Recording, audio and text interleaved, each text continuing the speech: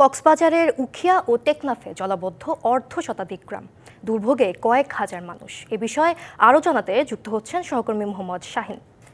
শাহিন, জলাবদ্ধ এলাকার মানুষের দুর্ভোগ লাঘবে প্রশাসনের পক্ষ থেকে কি কোনো পদক্ষেপ নেওয়া হয়েছে কিনা, কি আছে আপনার কাছে, এ নিয়ে বিস্তারিত জানাবেন। সঙ্গীতা, আপনাকে অসংখ্য ধন্যবাদ। আমি এখন অবস্থান করছি টেকনাফ উপজেলার একটি ইউনিয়নে।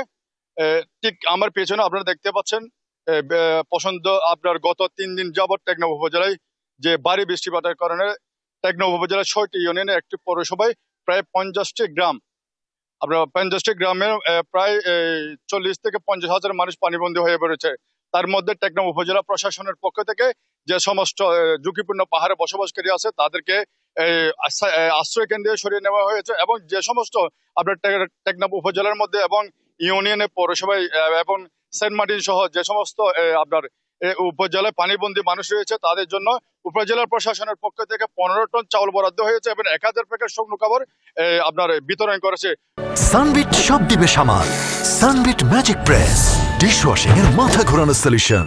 গতকাল আপনার সন্ধ্যা কক্সবাজার জেলা প্রশাসক টেকনাফ পরিদর্শনে এসেছেন এবং সহদ্বীপে যে আপনার পানিবন্দী মানুষের সাথে কথা বলেছেন তিনি এবং খাবারও বিতরণ করেছেন।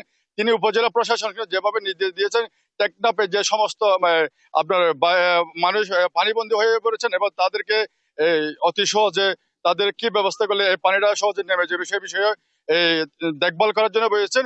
আমি বিভিন্ন পানিবন্দী এলাকায় গিয়ে বিভিন্ন স্থানীয়দের সাথে আমি কথা বলেছি, তারা আমাকে যেমনটা জানিয়েছেন টেকনাফ আপনার যে ওয়াইকং থেকে টেকনাফ শাহবদ্বীপ পর্যন্ত যে আপনার সীমান্ত সড়কে যে স্লুইস গেট গুলো রয়েছে সেটি ছোট হওয়ার কারণে পানি যেতে না পারার কারণে আপনার অনেক গ্রাম পানিবন্দী হয়ে পড়েছেন। এবং আমাকে স্থানীয়রা আবার যেমনটা জানিয়েছেন টেকনাফে পর্যাপ্ত যে ড্রেন গুলো রয়েছে ড্রেনের ব্যবস্থা ছোট হওয়ায় এবং যে সমস্ত পূর্বের